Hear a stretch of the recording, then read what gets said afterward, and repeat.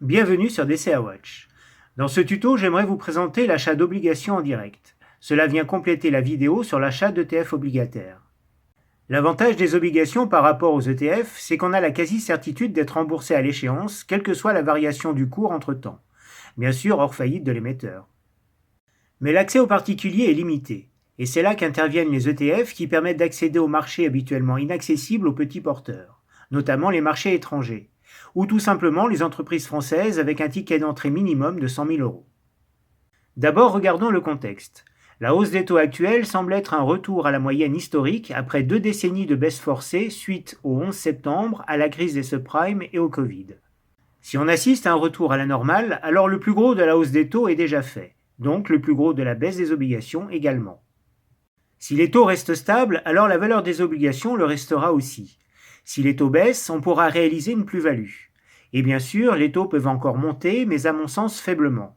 On ferait dans ce cas une petite moins-value avant d'atteindre un plancher. Donc il y a a priori un faible risque en capital et en parallèle la possibilité d'avoir un taux élevé sur plusieurs années. En effet, on peut envisager aujourd'hui du 4 à 5% par an. En parallèle, l'économie entre en récession plus ou moins forte et les indices doivent affronter de fortes zones de résistance entre leurs plus hauts de 2022 et 2023. Par conséquent, les actions devraient au mieux consolider à plat.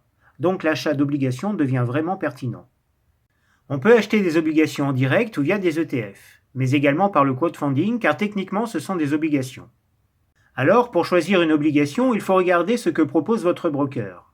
On peut également utiliser les screeners, les plus connus comme les Échos, Le Figaro, Boursorama et bien d'autres. Je donnerai quelques exemples en fin de vidéo. Si vous allez sur le site des Échos, il faut choisir le type d'obligation classique. Et en bas, vous paginez pour dérouler la liste. C'est trié par taux d'intérêt. Et vous trouvez des obligations d'État et des obligations d'entreprise. Pour Le Figaro, vous devez choisir le pays de l'émetteur de l'obligation et la maturité de 1 à 4 ans. Le nominal est affiché, ce qui permet de voir directement le ticket d'entrée. Bien sûr, je vous mets les liens en description. Et enfin, chez Boursorama, dans la rubrique taux, vous pouvez jouer avec tout type de filtre pour faire votre sélection. Et ensuite, vous devez paginer par nom d'émetteur. Il faut noter que plus l'échéance est lointaine, plus une obligation sera sensible aux variations des taux d'intérêt. Et bien sûr, il faut éviter de choisir des entreprises ou des États mal notés. En dessous d'un triple B, c'est un placement dangereux. Et si on n'arrive pas à trouver la note d'une entreprise, alors il faut regarder la dette sur EBITDA, qui doit être inférieure à 3 ans.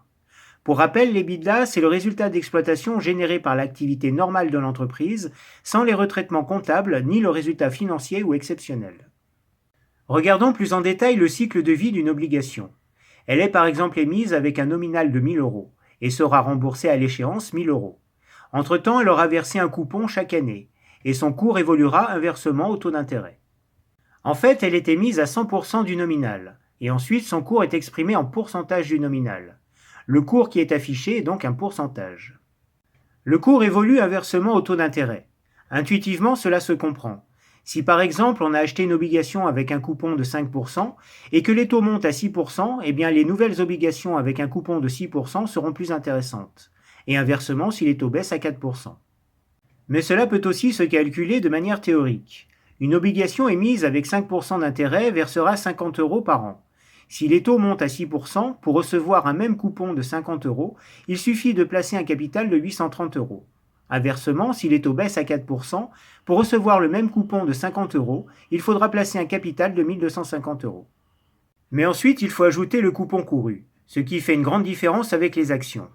En effet, si on achète une action la veille ou l'avant-veille du détachement de coupon, on reçoit quand même 100% du dividende. Alors que pour une obligation, l'acheteur doit en plus payer le prorata du coupon qui sera versé au vendeur au moment de la transaction. Par exemple, en septembre, si on veut acheter une obligation qui verse un coupon de 5% en décembre, il faudra alors payer en plus du prix le coupon couru de 37,50 €. Personnellement, je préfère acheter une obligation quelques jours après le détachement de son coupon pour éviter l'effet du coupon couru en termes de trésorerie, ce qui demande un peu de patience. Enfin, avant d'investir, il faut calculer le taux actuariel. C'est le taux réel qui prend en compte tous les flux de trésorerie. C'est d'une part la somme des intérêts qu'on va recevoir, et il faut ajouter la plus ou moins value quand on sera remboursé du capital à l'échéance. Prenons l'exemple d'une obligation de 1 000 euros qui verse 4% d'intérêt pendant 5 ans. On recevra 40 euros de coupon par an, donc 200 euros au bout de 5 ans. Si on l'achète à 99% du nominal, à l'échéance on aura fait une plus-value de 10 euros, qu'il faut ajouter au total des flux pour obtenir un taux actuariel de 4,2%. Mais si on l'achète à 102% du nominal, à l'échéance on aura fait une moins-value de 20 euros, qu'il faut soustraire au total des flux pour obtenir un taux actuariel de 3,6%. Et si on avait pris en compte le coupon couru, il se serait ajouté au prix d'achat, diminuant d'autant la performance finale. Alors bien sûr, normalement il faudrait actualiser tous les flux pour être juste. Mais ce qui est important, c'est de choisir le projet qui a le meilleur taux actuariel. Et la méthode simplifiée peut suffire. Pour vérifier, on peut retrouver ces informations par exemple sur Boursorama. Si on compare avec le livret A qui distribue aujourd'hui 3% sans impôt, il faut trouver un taux actuariel avant flat tax de 4,28%, sans compter les frais. C'est possible avec des obligations d'entreprise. Mais il faut aussi prendre en compte que le taux du livret A est figé jusqu'en 2025 et qu'il devrait ensuite baisser avec la baisse prévue de l'inflation, alors que les obligations continueront à verser le même coupon jusqu'à leur échéance. Il faut aussi noter qu'il existe plusieurs types d'obligations. D'abord, il faut distinguer les emprunts d'État des obligations d'entreprise dites corporate. Il existe également des obligations zéro coupon dont le but est de capitaliser les intérêts jusqu'à l'échéance. En fait, c'est comme des comptes à terme, mais l'avantage c'est de pouvoir les vendre à tout moment. On trouve également des obligations perpétuelles qui offrent un meilleur rendement mais sans garantie de cours car elles n'ont pas d'échéance, ou l'échéance est très lointaine. Et il y a également des obligations convertibles en actions. Pour donner quelques exemples, on peut s'intéresser aux emprunts d'État des Pays-Bas et de l'Allemagne, qui sont les meilleures signatures en Europe. Et pour les bonds américains, il faut généralement investir avec un ETF. Du côté des obligations d'entreprise, on en trouve beaucoup qui sont accessibles aux particuliers parmi les établissements financiers, comme le Crédit Agricole, la Caisse d'épargne et le Crédit Mutuel, avec des montants de nominal de 1000 euros et parfois même de 100 euros. Et souvent, le coupon est trimestriel. Voilà, j'espère que ce tuto vous sera utile. Comme vous pouvez le constater, c'est très technique et j'ai simplifié au maximum. Dernièrement, j'ai testé les obligations proposées par Trade Republic qui essayent de démocratiser l'investissement obligataire, ce qui veut dire qu'il y a une demande. Je ferai peut-être une vidéo sur le sujet. Quoi qu'il en soit, j'ai pour stratégie de me rapprocher du portefeuille All Weather de Ray Dalio, qui est investi à hauteur de 40% en obligations long terme.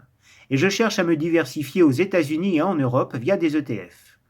Voilà, sur ce, bon investissement à tous!